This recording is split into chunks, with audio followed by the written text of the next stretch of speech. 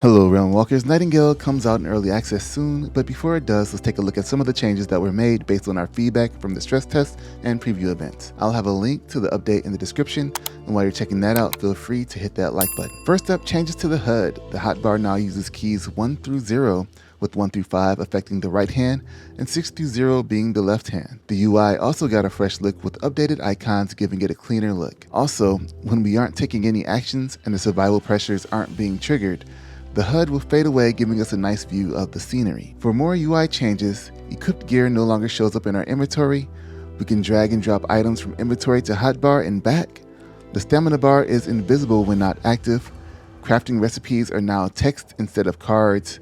We can see other menu options in the top bar when we are in a menu, and damage numbers are no longer shown by default, but we can turn them back on. I think damage numbers should be default. It's nice to know how much it takes to take something out. If we are holding an item, we can sheath it by pressing H, and for the creators who like to stream, we can turn on streamer mode, which will hide our name so we aren't bombarded with party invites if we choose to. As far as controller support goes, it isn't 100% right now. We can do most things with the controller, but we will have to use a keyboard and mouse for other things until it is fully sorted out. They do plan to have fully functioning controller support and a feature update, and they are looking for feedback on what will be functional now to see if it feels good. If you have an AMD card, FSR3 has been temporarily removed. There were a lot of crashes in the stress test that was caused by it, and if you're wondering what FSR3 is, I think it stands for Fidelity FX Super Resolution, and I believe its purpose is to generate additional high-quality frames for a higher frame rate. It's AMD's answer to NVIDIA's DLSS. Last but not least is Steam Deck compatibility. Nightingale will run on Steam Deck, but it's not officially supported.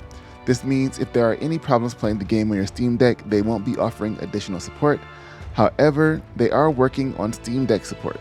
If there are any issues running it, they will still like you to submit feedback and bug reports and specify that it happened on the Steam Deck. Other versions of Linux are also not officially supported, but they still would like to get the bug reports for that version. Who else is excited to dive deep into the world of Nightingale? Let me know in the comments, hit the subscribe button, and I'll catch you in the next one.